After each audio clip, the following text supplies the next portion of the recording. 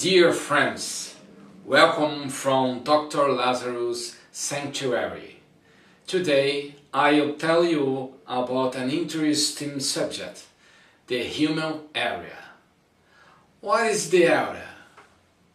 Everything in the universe seems to be just a vibration. Every atom, every part of an atom, every electron, every elementary particle, even our thoughts and the consciousness are just vibration. Hence, we may define the aura as electron-photonic, vibration response of an object to some external excitation, such as ambient light, for example. This definition is sufficient for the purpose of reading auras, providing that we can train ourselves to see the aura vibration. The most important property of the aura seems to be the fact that it contains information about the object. Aura around living conscious objects, people, plants, changes with time, something very quickly. Aura around no living objects, stones, crystals, water, is essentially fixed but can be changed by our conscious intent. Above facts have been observed by scientists in Russia who have been using Killian effects to study auras for the last 50 years. The aura around the human is partly composed from electromagnetic radiation, spanning from microwave, infrared to UV light. The low frequency, microwave and infrared part of the spectrum body hat seems to be related to low levels of the functioning of our body, DNA structure, metabolism, circulation, etc. Whereas high-frequency UV parts is more related to our conscious activity, such as thinking, creativity, intentions, sense of humor and emotions. Russian scientists, who seems to be about 3 decades ahead of everyone else in our research, make experiments suggesting that our DNA can be altered by influencing its microwave area. The high-frequency UV part is very important and most interesting, but largely unexplored, and this part can be seen with naked eyes. Why do we need to see auras? Colors and intensity of the aura, especially around and above the head, have very special meanings. Watching someone's aura, you can actually see the other person's thoughts before you hear them expressed verbally. If they do not agree with what this person is saying, you effectively see a lie every time. No one can lie in front of you undetected. We cannot fake the aura. It shows our true nature and intentions for everyone to see. Also, aura is our spiritual signature. When you see a person with a bright, clean aura, you can be sure that such person is good and spiritually advanced, even if he or she is modest and not aware of it.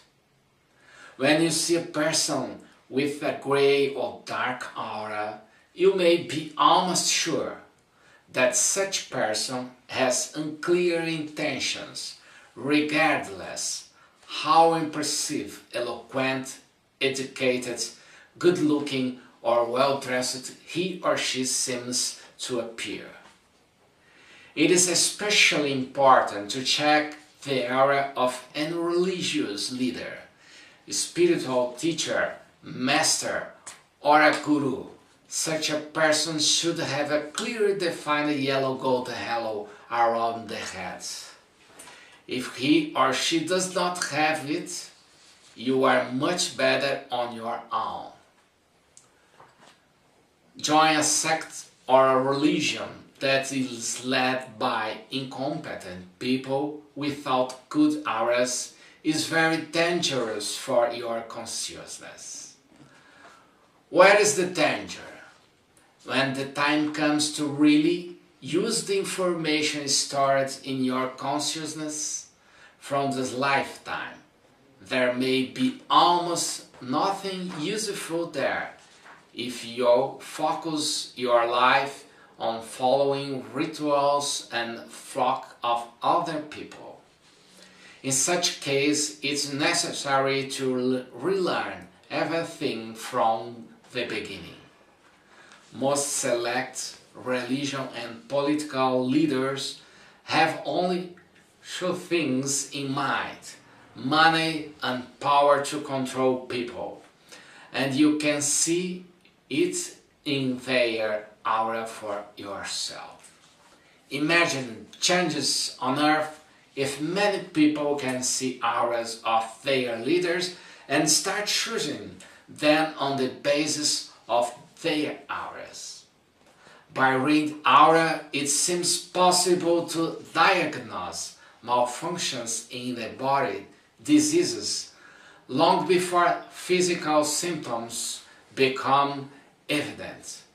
By consciously controlling your aura, you can actually heal yourself. However, healing of the physical body is nothing in comparison to what seeing and reading auras can do for your consciousness, spiritual development, and our awareness of nature. Everyone has an aura, but most people on Earth have very weak and dull auras.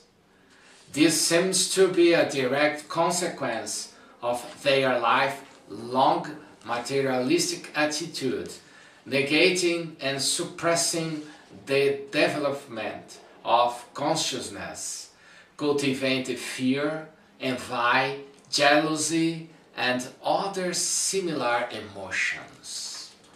Such attitude suppresses their true nature, and their aura seems to become suppressed too. When you learn to see auras, be prepared for a really hard question. Can you tell me what my aura is? And the situation when you don't see any aura or you see something you don't want to talk about. One of the best answers I found is, why don't you learn to see it for yourself? And this is one of the main reasons why I teach people to see auras.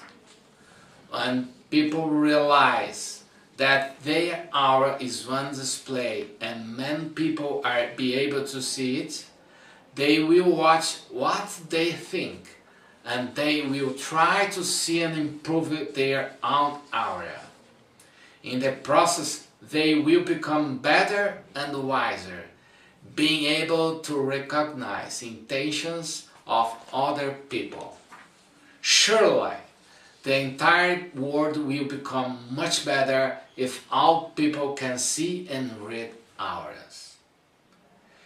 Children and aura. Very young children, up to 5 years of age, see auras naturally. Infants frequently look above a person in front of them. When they don't like the color of the aura above the head, or if this color is much different from their parents' aura, they cry, no matter how much seeming the person does. Children have much cleaner and strong auras than most of adults, who are usually completely enslaved by their materialistic world and suppress their nature by following superficial examples. When I taught all children with 11-year-olds or more to see his own aura, they told me that when they was little, he was able to see auras most of the time, but no one paid any attention, so they thought that it was not important and maybe there was something wrong with this easy. This is a typical scenario.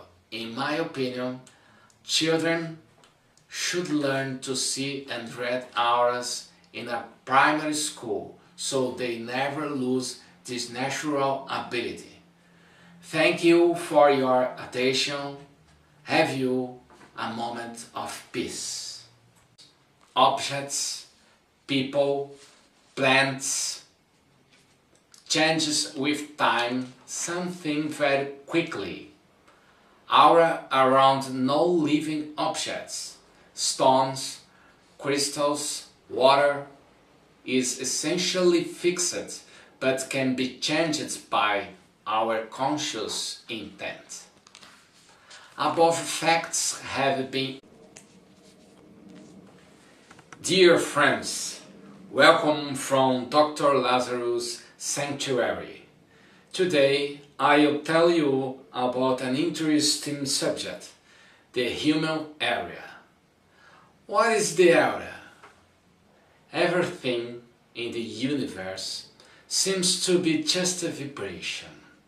Every atom, every part of an atom, every electron, every elementary particle, even our thoughts and the consciousness are just vibration. Hence, we may define the aura as electron photonic, vibration response of an object to some external excitation, such as ambient light, for example, observed by scientists in Russia who have been using killing effects to study auras for the last 50 years. The aura around the human is partly composed from electromagnetic radiation, spanning from microwave, infrared to U. This definition is sufficient for the purpose of reading auras, providing that we can train ourselves to see the aura vibration. The most important property of the aura seems to be the fact that it contains information about the object. Aura around living conscious